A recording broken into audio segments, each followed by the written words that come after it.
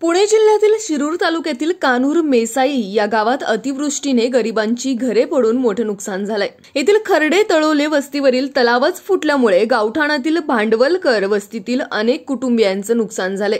बाबू जयवंत थोरात या वृद्ध दाम्पत्याचे अक्षरशः घरच वाहून गेले। घरांमध्ये पाणी शिरल्याने अन्नधान्य, मौल्यवान वस्तू, घरगुती साहित्य, कागदपत्रांचे प्रचंड नुकसान झाले, तर काहींच्या शेळ्या, मेंढ्या, कोंबड्या मरण पावल्यात। या भागाचे आमदार व माजी गृहमंत्री दिलीप वळसे पाटील यांनी नुकसानग्रस्त कुटुंबांची भेट घेतली व शिरूरचे प्रभारी तहसीलदार प्रशांत पिसाळ यांना पंचनामे करण्याच्या सूचना दिल्यात। तसेच अनेक पक्ष व संघटनांच्या पदाधिकाऱ्यांनी भेटी देऊन आर्थिक मदतीसाठी प्रयत्न केलेत।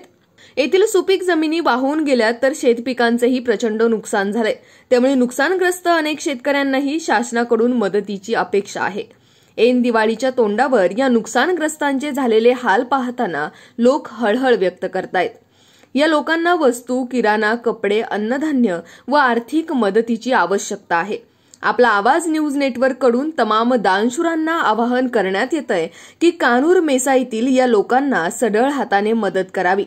याच बातमीची काही दृश्य पाठवली आहेत आमचे विभागीय संपादक रवींद्र खुडे यांनी। आज आपण ही जी दयनीय परिस्थिती या ठिकाणी पाहतोय, परवा दिवशी 2 तलाव कान्हूर मेसाई परिसरात ढगफुटी सदृश पावसामुळे या ठिकाणी फुटले आणि त्याचा जो वाढता प्रवाह या ठिकाणी लोकवस्तीमध्ये आपण पाहतोय ही परिस्थिती आणि ही लोक या ठिकाणी आज यांचे प्रपंच या ठिकाणी उघड्यावर आलेले, या बाबा पूर्णतः बेघर झालेत। आपण उघड्यावर पडलेली संसार ही सगळी जनता, यामध्ये काही शेळ्या मेंढ्या देखील मृत्युमुखी पडलेले आहेत।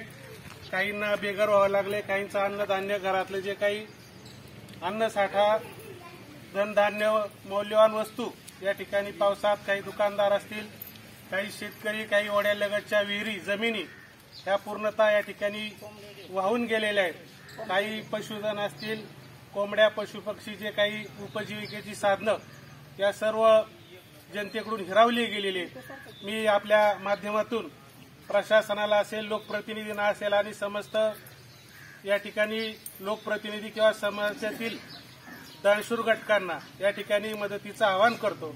आणि ही जी परिस्थिती आपण या ठिकाणी अनुभवतोय अशी कोणावर या ठिकाणी उद्भवू नये। या लोकांनी जो या ठिकाणी धीरोदात्तपणे या प्रसंगाचा सामना केला, त्याच पद्धतीचं शासन प्रशासनानं भविष्यात यांना उभारी घेण्यास मदत करावी अशी मी आपल्या मार्फत शासनाला असतील, जबाबदार लोकप्रतिनिधींना आणि दानशूर घटकांना समाजातील आपल्या माध्यमातून आवाहन करतो। शासन या मागणीची लवकरच दखल घेऊन या सर्व बाधित घटकांना या ठिकाणी शासनाच्या माध्यमातून न्याय देण्याची व्यवस्था करावी।